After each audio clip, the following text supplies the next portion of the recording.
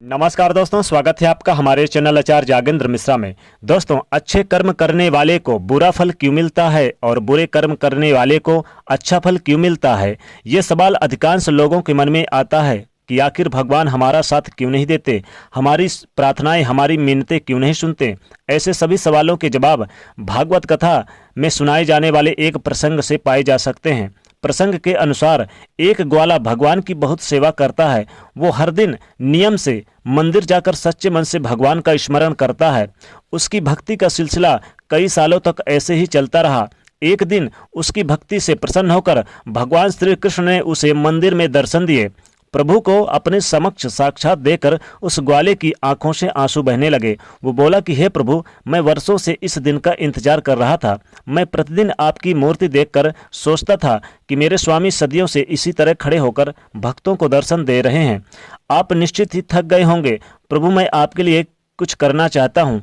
तब भगवान श्री कृष्ण ने उससे पूछा कि तुम मेरे मदद किस प्रकार से करोगे। इस बार वो बोला ग्वाला कि हे प्रभु, आप चाहे तो एक दिन के लिए आपकी जगह मैं शिला बनकर खड़ा हो सकता हूं और आप मेरा रूप धारण धरकर इस नगर का भ्रमण कर आइए। तो दोस्तों, आगे बढ़ने से पहले वीडियो को लाइक और शेयर जरूर करिए, साथ ही चैनल को सब्सक्राइब जरूर करिए। भगवान अपने भक्त के उस भोलेपन से प्रसन्न होकर जिसके चलते उन्होंने ग्वाले की प्रार्थना स्वीकार कर ली, लेकिन भगवान श्री कृष्ण ने उस ग्वाले के सामने एक शर्त रखी। वो बोले कि पूरे दिन मैं तुम्हारे सामने, यानी कि तुम्हारे सामने कई लोग आएंगे, कई विनती करेंगे, लेकिन तुम बस उनकी प्रार्थनाएं सुन लेना, कुछ बोलना या करना मत। मैंने सभी के लिए पहले से ही नियत तय कर दी है। भगवान की ये बात सुनकर उस ग्वाले को बड़ा आश्चर्य हुआ। वो मन ही मन विचार करने लगा कि इसका मतलब कि भगवान हमारी प्रार्थनाएं अनसुनी कर देते हैं। अपने मन में हजारों सवालों के बावजूद वो शांत रहा और शर्त मानकर भगवान के स्थान पर शिला रूप धरकर खड़ा हो गया। सबसे पहले मंदिर में एक व्यापारी आया और बोला कि भगवान, मैंने एक नया व्यापार शुरू किया है, उसे खूब सफल बनाइएगा। जैसे ही व्यापारी उस मंदिर से जाने लगा, उसकी धन की पोटली नीचे गिर गई। इस बात से अनजान वो व्यापारी वहां से चला गया। शर्त के मुताबिक वो ग्वाला चुप रहा। इसके बाद एक गरीब आया और भगवान से बोला कि हे प्रभु, मेरे घर में खाने के कुछ नहीं है, कृपा कीजिए। तभी उसकी नज़र व्यापारी के उस गिरी हुई धन की पोटली पर जाती है और भगवान का धन्यवाद करता हुआ वो पोटली लेकर वहां से चला जाता है।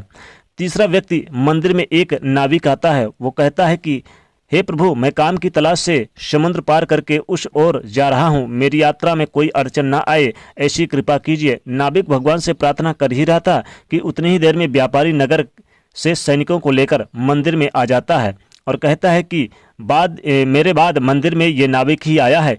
इसका अर्थ यही है कि मेरे धन की पोटली इसी ने चुराई, इसे नहीं, इसे बंदी बना लो। अब ये देखकर ग्वाल वाला सोचता है कि मैं किसी के साथ अन्याय नहीं होने दे सकता और अपनी शर्त भूलकर ग्वाला बोल पड़ता है कि वो बता देते हैं कि धन की पोटली नाविक के पास नहीं है, बल्कि गरीब के मनुष्य के पास है। सैनिक उस गरीब को कारावास में डाल देते हैं। नाविक अपनी यात्रा पर निकल जाता है और व्यापारी अपना धन लेकर घर चला जाता है। दिन ढलने पर जब भगवान श्री कृष्ण पुनः मंदिर में लौटते हैं तो ग्वाला खुशी खुशी पूरा किस्सा उन्हें सुना देता है। ग्वाले की बात सुनकर भगवान कहते हैं, तुमने किसी का काम या किसी का भला नहीं किया है, किसी का काम नहीं बनाया, बल्कि बिगाड़ ही दिया है। वो व्यापारी गलत तरीके से धन अर्जित करता है और अगर उसका धन किसी गरीब को मिल गया तो उसे कोई फर्क नहीं पड़ता, बल्कि उसके पाप का कम ही हो जाते, क्योंकि वो धन गरीब को मिल चुका था और धन मिलने पर उसके बच्चे भूखे नहीं मरते। बात नाविक की तो वो जिस समुद्र की यात्रा पर जा रहा था उससे में भीषण तूफान आने वाला था और कारावास में रहता तो उसकी जान बच जाती।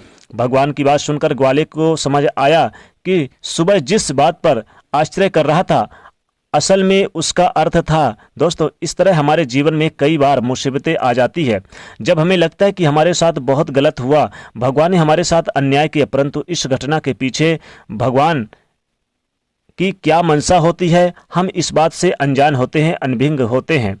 इसलिए जब भी आप पर कोई मुसीबत आए तो उदास होने की बजाय इस कहानी को याद करके भगवान पर अपना विश्वास बनाए रखें।